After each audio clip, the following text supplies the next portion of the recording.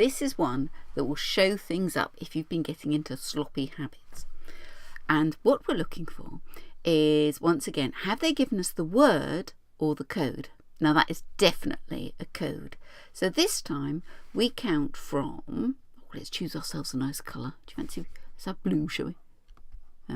We count from the code to the word. If they give you the code, you count from the code to the word.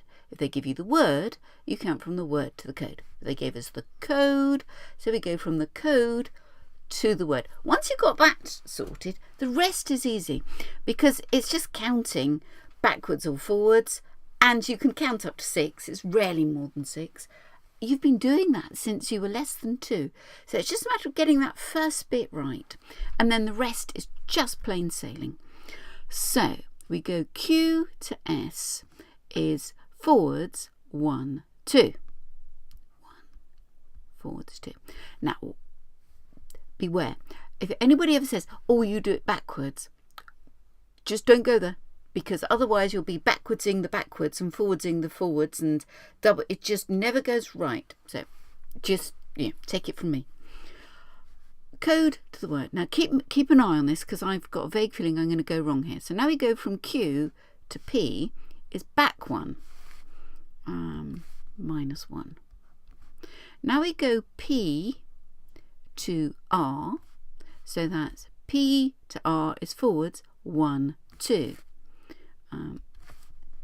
plus 2, and now we go F to E is back 1.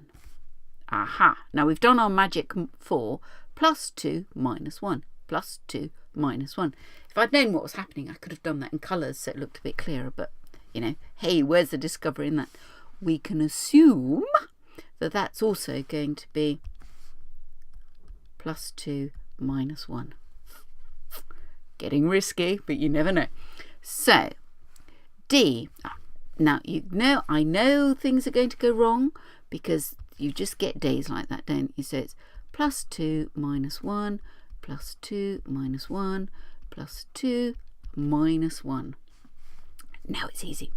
D plus 2, 1, 2 is F. U, sorry, that's V, isn't it? V minus 1 is U. L plus 2, 1, 2 is N. H minus 1 is G. S plus 2, 1, 2 is U. And T minus 1 is S. Now this is one final test they've put in. If they've given you a code, you must end up with a word that is a word. If it ends up looking like a river from outer Mongolia, you know that something's gone wrong. Now here and then they're testing your vocabulary. Is fungus a word? Yes, it's sort of a mushroomy, planty kind of thing.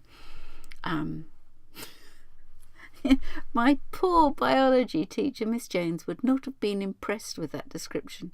She was a great botanist. Neither my grandfather, actually. He did botany at school, which is quite unusual, about 100 years ago now. He did botany, and for boys, they tended not to do that. It tended to be a girl's subject. And all his life, he was very keen on showing people plants. He used to walk 100 yards ahead, and if he found something interesting, he'd point out. It drove my mum nuts.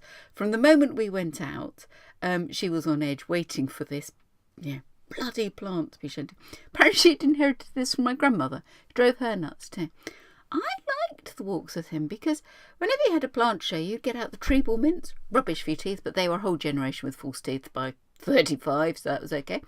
And he would give you one to suck and one to chew. So I didn't learn. I learned a bit, but not a lot. Anyway, so they're testing that you know that fungus is a plant thing. Thanks very much. See you soon.